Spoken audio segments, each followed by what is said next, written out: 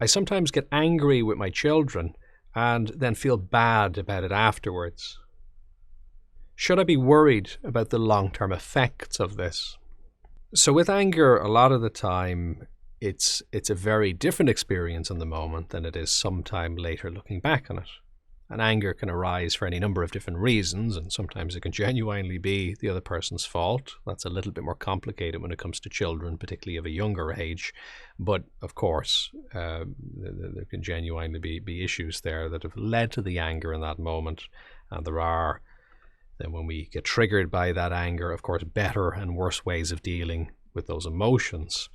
So those feelings of anger, when they come up, they can grip us. We can be rather hypnotized in a trance-like state with those feelings, but then it's rather interesting because it can be seconds later, it can be minutes later, it can be hours later, days, weeks, months, or sometimes years or even decades later, unfortunately, that we wake up and we go, wasn't happy with that. You know, looking back on that, that really wasn't what I wanted it to be in that moment. So that's the issue here, I suppose, is we do have these different perspectives we're able to be in. And it can make it even more worrying when, you know, we hear ideas like the voice that we speak to our children with, that's what becomes their own inner dialogue. And we go, oh dear, the last thing I want is to be anybody's inner dialogue. You know, we don't set out that way. We don't mean it that way. But of course, yes, there is some truth to that because, you know, that's the kind of thing that gets internalized. So how do we make sense of that? How do we, on one hand, be human, but yet on the other hand, not be too human? How do we balance it to make sure that we're not being destructive, at least any more than we need to be? So, of course, a big part of this is prevention rather than cure. And a lot of the time, if you're trying to handle anger just in the moment that it's happening, I don't want to say it's too late, it certainly isn't, but you could make it a lot easier for yourself by doing a lot more work before that point. That can be often the straw that breaks the camel's back in that moment. So instead, it's probably useful to do a bit of your own work on that, to start to ask the question, if there was a good reason for me to be angry, which maybe has nothing to do with today or this moment, what might that be? You know, to do a bit of work on that, and of course to get some support on that as much as it's needed, particularly if the levels or the effects of it are severe. So that's I think key, because we don't want to be doing too much kind of firefighting in the moment when there can be a preventative strategy beforehand, which is going to just make it much easier. Sometimes the example I use is like trying to stop a car after it's rolled down to the bottom of a hill. That's not the time to try and stop it. You obviously do what you can, but it's much easier just as it starts to roll to do a bit of preventative work there, because the momentum of emotion can make it very tricky to firstly notice what's happening in the moment, because again, we get hypnotized into the trance of what's going on. But even if we do notice it, it can make it hard for us to have the lateral thinking to be able to see other options. Now, again, this is possible and you can train to get better at this. But I mean, one of the facts of the matter is when there are strong emotions, when there's adrenaline and other hormones in the system, literally frontal lobe activity is getting shut down. We're becoming more narrow-minded and focused on a particular thing, and we're not able to see the wood for the trees as easily in that moment. So again, keeping things a bit more spacious before, as well as practicing dealing with the moment a bit better if we do find it's not going the way we want it to. They both have a role and they both have a place. So is it harmful is one of the big questions here. So it's hard to answer that specifically. It would depend, of course, on very much in the context of what's happening. There's just communication differences as well between people in terms of how they communicate. It would depend as well on how exceptional the feelings are, and you know, things are going very well the rest of the time, or if there's a sense of understanding there. All of these things factor in. But one useful analogy to draw on here is the example of the immune system in the body. And that is a helpful way of thinking, I think, of any communication issues like that arise. Because for children growing up, really what you want, of course, is good, positive, supportive experiences. But actually what you wouldn't want is a situation where they're not exposed to any emotion or any unpleasant emotion, because that would be kind of psychologically the equivalent of growing up in a sterile environment where you never interact with any dust or germs, which would actually lead to weakness, kind of counterintuitively, because we tend to think that providing safety and support is a good thing, and of course it is to a certain extent. Now you'll notice there's a balance in that example, because if you're following that through, what you're not going to do is you're not going to, from a germ point of view, you're not going to expose your children to, toxic waste and all kinds of really heavy duty things. That's not going to help their immune system develop. That's a really bad idea. However, equally, if you deprive them of any kind of contact and experience in the world, their immune system won't learn to form its own strength to be able to deal with challenges. So that can lead to vulnerability in later life. Now, in theory, and this is sometimes where it goes idealistically wrong, sometimes we hope our kids will live in a world that's good enough that they won't have to deal with certain challenges. And great, if that's the case. But realistically, there probably are going to be challenges and just human emotions that come up, both within themselves and with other people, that they're going to have to deal with. And if they haven't had the experience of dealing with those before, then it comes as quite a shock to the system, and that can be much harder to deal with in later life if it hasn't been developmentally incorporated at an earlier stage. So it's not about extremes one way or the other. It's about something in the middle.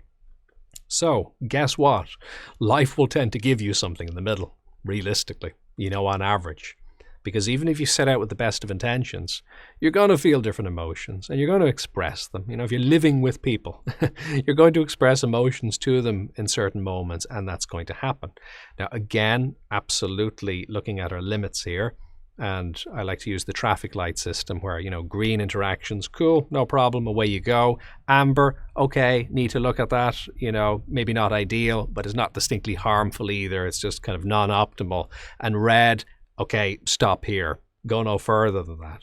So these are obviously things like strong verbal abuse, not just being irritated, but, strong verbal abuse, personal statements, and of course, physical violence or anything along those lines, strictly in the red zone, and points to immediately stop ourselves, to draw on support and to get guidance with how to deal with that. Because if it's reaching that level, that suggests there's a strong lack of control, which again, it's not that, it's intentional on your part, but it's being responsible enough to notice that and to be able to correct those behaviors. That's key.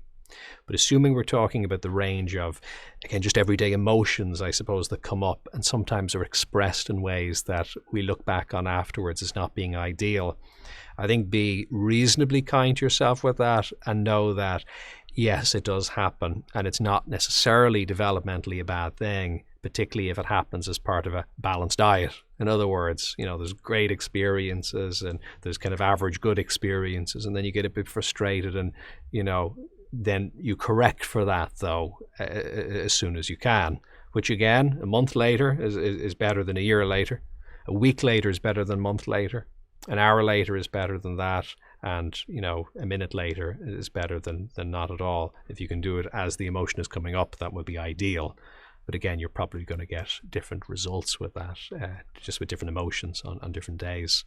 So really nice thing, I think, to do here with this is to kind of share the process of self-regulation. Because I think one of the things that we all do as human beings to some degree, but parents can sometimes try and do for their children, is to try and, I don't mean pretend in a deliberate sense, but to try and pretend that we're grown-ups, or to pretend that we've mastered or conquered this stuff. And in the result, to actually lose out on a fabulous learning opportunity. So what a wonderful thing it is to maybe, to be working on this anyway, but if some anger or some strong emotion comes up and we say things and we look back on that and we go, no, actually, I'm not happy with that. To be able to then talk about that, to talk to the kids and go, look, I felt these feelings, here is why I felt them, maybe if that's age appropriate. And, I didn't mean to speak that way. It wasn't actually your fault. It was something else. How do you think I could do that better next time? Maybe listen to what they have to say, offer your own suggestions as well on what you're going to try and do, and maybe how they can help you. Now, this is good stuff. This is really helpful. And you could, in theory, I'm not saying choose to be angry, but in theory, you could have a better outcome with anger manifesting and sharing the experience of self-regulation. You could have a better outcome developmentally than if there wasn't anger to begin with. That could be a really powerful learning experience. So you don't tend to need to go looking for anger or other emotions, because life, again, will tend to give you plenty of reasons to feel them the odd time anyway, despite your best intentions. But that's a really valuable thing to be able to do. Now, of course, in certain moments, it will be the kid's fault, again, whatever we want to mean by the word fault, because these things are systems. Very often how the child is feeling is part of the system that the parents are in, part of the school system, part of what's happening in developmental stages, part of what's happening in their own neurochemistry, how hungry they are, if there's other things on their mind. So there's a lot of things going on. But, to speak about it in kind of simplistic terms, they're doing something they're not supposed to be doing. They know they're not supposed to be doing it. There's no kind of good reason that you can see why it's happening. So again, in those moments, this is an opportunity for speaking about this and for kind of questioning what is the most effective tone that you can use here, and maybe talking to them about it as well. So, one distinction that's often drawn here is the difference between being assertive versus being aggressive. And that, I think, is a really important distinction, because sometimes what we do is we conflate the two and we think, okay, uncomfortable emotions, therefore aggression.